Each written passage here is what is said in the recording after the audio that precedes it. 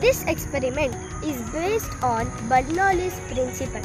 All you need for this experiment is a 20-rupee note. Hold the note with its shorter edge underneath your lower lip, like this.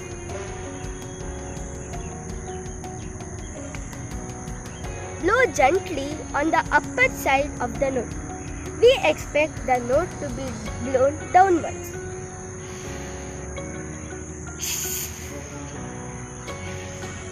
But surprisingly, the note rises up. This happens due to the Bernoulli's principle.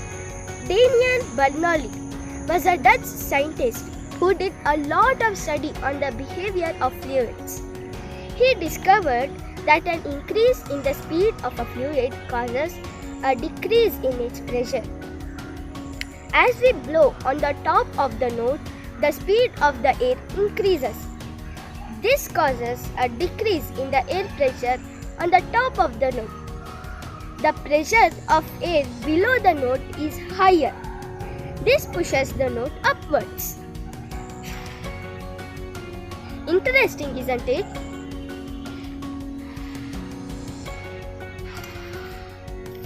Thank you.